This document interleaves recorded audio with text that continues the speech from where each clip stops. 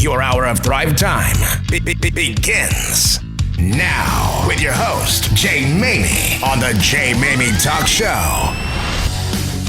Welcome back, everyone, to the Jay Maymi Talk Show. I mentioned at the beginning of the program that Author Spotlight, for me, is one of my favorite segments of the show because we have a chance to hear from authors that have stepped out in the what I call the literary faith to put together their thoughts, their feelings, their emotions, their insight, their wisdom, their academic achievement, their opinions, where most people won't dare to do that. They have not only carved out the time to do it, but they're bold enough to do it. And I give these brand new authors a chance to highlight, to showcase their goodness here on the show. And today's no different. In the beginning of the program, I mentioned that our author spotlight today was going to be Layla Slater, the author of the book Saving Abigail Grace. And it's a fantastic read. It's soon to be released, but having had an inside look at the book, I can tell you that it's a moving book, and it's going to be a writing that for those of you that are, and I shouldn't say those of you because we all have trauma and struggle and adversities in our lives, but boy, does this take the perseverance through it to a whole new level. So we're excited to have joining the show today, Layla Slater, the author of Saving Abigail Grace. Layla, welcome to the Jay Maymi Talk Show. Thank you so much. I'm so happy to be here. Layla, we've got a lot to unwrap here, and I want to certainly get into it and speak about your book and why you wrote it. But before we do that, I'd like to have our listeners get up to speed with a little bit of your story. Okay. Well, Saving Abigail Grace is about my family's journey through a pretty traumatic situation. I was in a car accident 22 years ago now, while I was pregnant with my daughter, and was actually smacked around a little bit by two semis. And as a result, she was born that day prematurely with some traumatic brain injuries. So it's just the story that takes you through our journey and how we had to learn to pivot. And I think it's an inspirational story. There are a lot of sad parts, obviously, but at the end, it's a great show as to how, when you put everything into surviving, that lots of good things can come from it. Now, you and your husband own a business. Is that true? Yes. We currently own a business. Our second one, actually, it's Slater Wealth Management here in Peoria. So we're both wealth advisors. So yeah, we've got we're rooted in Peoria. Very good. So the reason I was asking that is because a lot of times writing a book is not the easiest thing in the world unless you've got a powerful message that's based on powerful experiences, life-changing experiences. This is certainly a book that exhibits that. But you and your husband, you're running a business, you're busy as heck. The last thing you have time to do, like a lot of us, is write a book. You have to be inspired to do that. What inspired you to write Saving Abigail Grace? It's funny because a long time ago, I started writing, and when I say a long time ago, I'm talking like probably 2007. I started documenting just because it was somewhat therapeutic for me at the time. And I thought, oh, this would make a great book one day. And so I just kind of started to write that and create chapters and that sort of thing, thinking, okay, maybe one of these days I'll just kind of self-publish. It'll be no big deal, but something that I can kind of share with my daughter and she can have that, to take with her into all phases of her life. And then in 2009, I kind of just stopped writing and took a really long break because we were really in the thick of it. So then it wasn't until 2024 that I sat down with some of my friends who have written books, and it's just kind of like everything happened naturally, where I was put into touch with all the right people, my book coach, my editor, my designer, and I just thought, you know what, I'm going to finish it in 2024. I wanted to share our story with everybody. It's an inspirational story. I also wanted to just encourage people that find themselves going through something similar. And then I also just really want to share resources with people so that with, if they find themselves in a situation where we kind of refer to it as a brownout. So a lot of things are happening and you're just emotional and you don't know what to do, don't know where to turn. On my website, you can find lots of resources that helped me to go through all the different steps, whether it was like the medical steps with my daughter or the IEP process with the special education department. Um, there's information there about PTSD because I definitely have struggled with that as well. So lots of tidbits that I just wanted to put out there, to help others not have to struggle maybe as much as I did through the process. Well, one of the things you mentioned, Layla, is you started writing in 2007.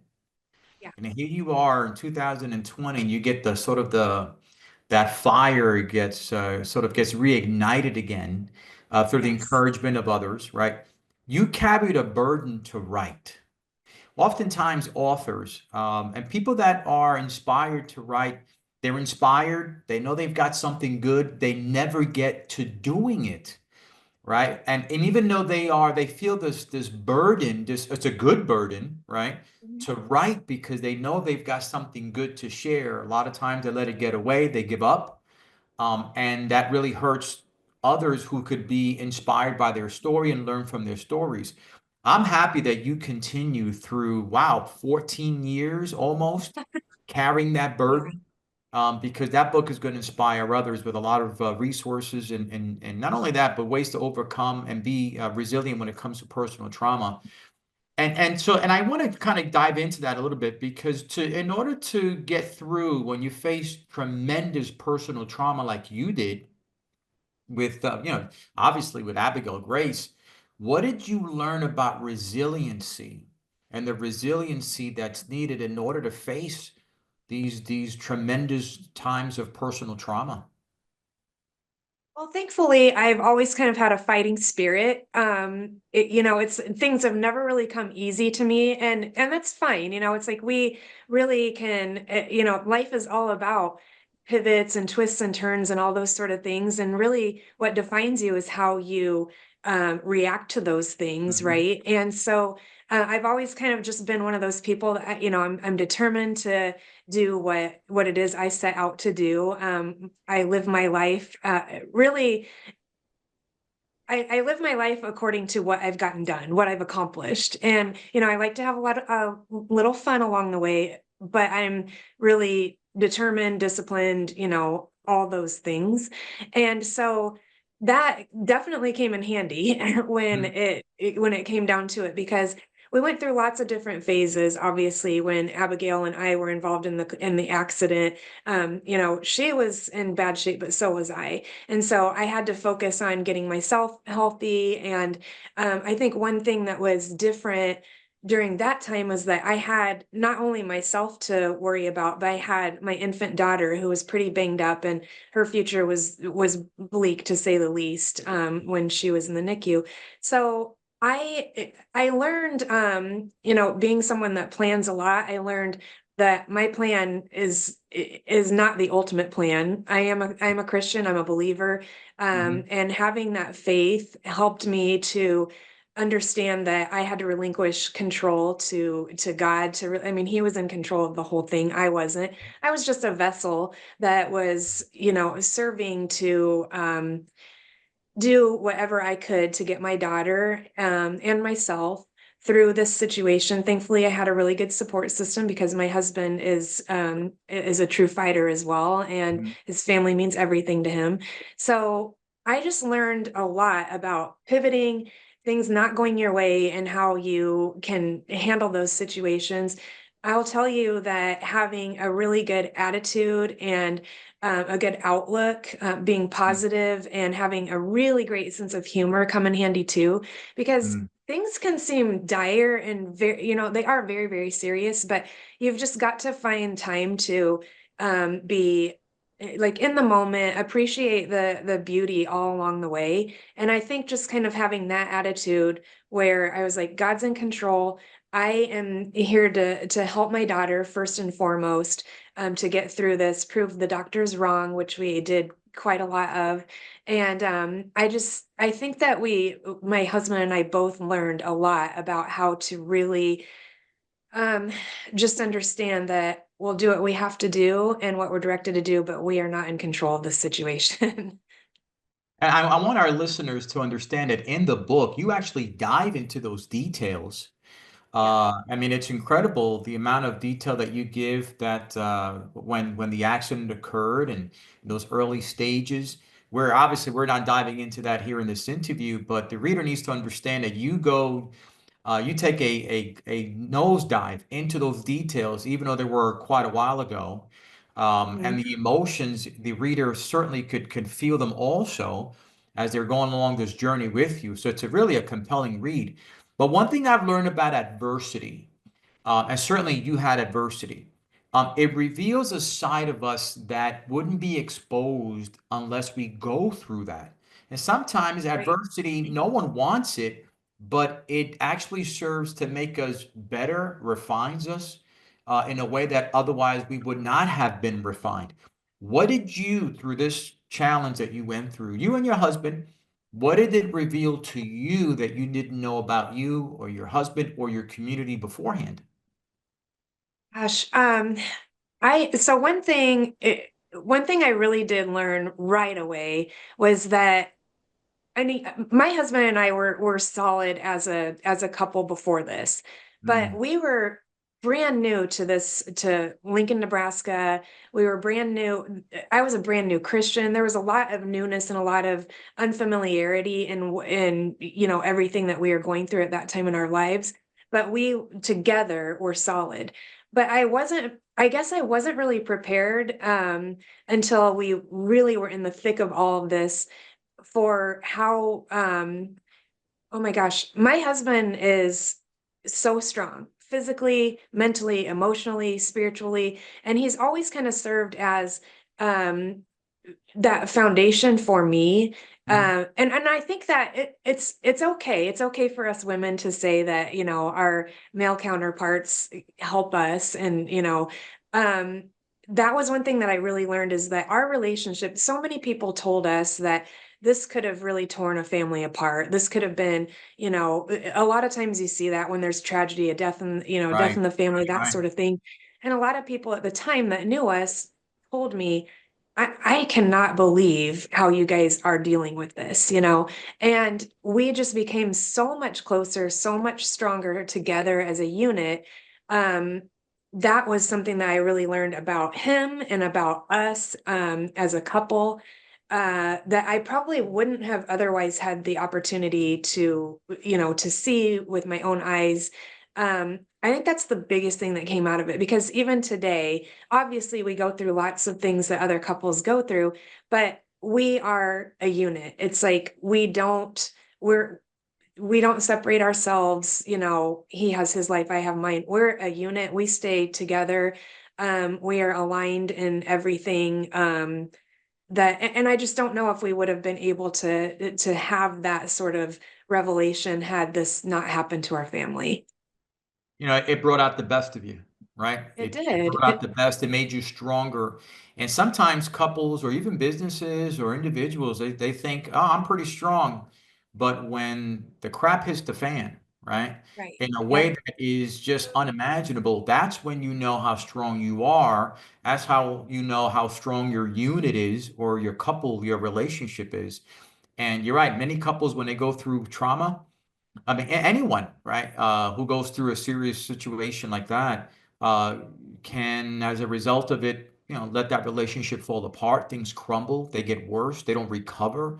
So kudos to you and your husband for doing that. So let me ask you in our final couple of minutes here, what makes your book, Saving Abigail Grace, such a unique resource for those facing trauma and similar challenges as you and your husband did? Yeah, I think one of the biggest things that makes my book maybe a little bit different from others is that first of all, I've lived through all of this. This Mhm. isn't fiction. This is my life, and I mean there are some nitty gritty things in the book that maybe others wouldn't have shared, but I chose to really put myself out there so that I could prove to my readers that I'm credible, and I'm also very genuine, and I'm not afraid to share things. I'm not afraid to talk about things. And so that's one thing that makes the book unique. But not only is this my story, my personal situation, but it's also something where because of all those things that we went through, I have lots of resources that I can share with others that I can say, this works. These are the things that helped me. These are, as far as like maybe you have a kiddo that's in the special education program, and coming together with the IEP process with the team at school and everything, I can really shed light on the things that help in those situations and the things that will hinder you. Okay, and so I think that makes this book unique, and definitely worth the time that it'll take you to read it. And what do you want the reader to walk away with? Every book has a purpose and a message that's a takeaway message. In our final minute here, what is exactly that it is that you want the reader to walk away with after reading your book? I think the biggest thing that the reader could walk away with, that is my hope, is that they can feel encouraged, that even when you're in the darkest spot of your life, there's always light at the end of the tunnel. Mm. And if I can have my reader walk away feeling encouraged and empowered, then that's a win for me. And when will the book be available for purchasing? I know it's coming up. When is it Yeah, going to be officially available? it will be available on April 8th of this year, 2 days after my birthday. So great birthday present. And it'll be available on Amazon, and it will also be available on my website, savingabigailgrace.com. So yeah, I'll keep everybody in tune on social media and on my website all along the way. Well, I've had a special insight into the book because my wife did the editorial work on it, and I've had a chance to read it. And she said, "Jay, you've got to read this book."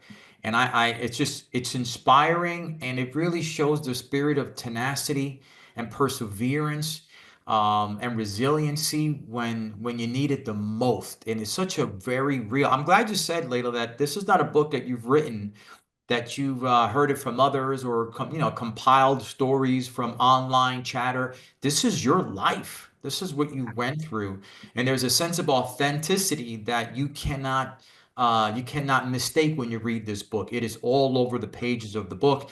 Last question for you. You're probably going to get a lot of people asking you to speak at events, workshop, conferences. Is that something that you're planning on doing in the future? Absolutely. I would love that opportunity. I think that if I can help anybody through this process, I mean, that's really what we're all here for. So if any opportunity that comes to me, I would love to be able to just convey my message, but also help others to come out of their situations, in a better light. I would love that opportunity. Well, folks, there you have it. Layla Slater, the brand new author of the book Saving Abigail Grace. Make sure you keep an eye out for it on Amazon and wherever you buy books. I'm sure you'll find it in a few weeks from now.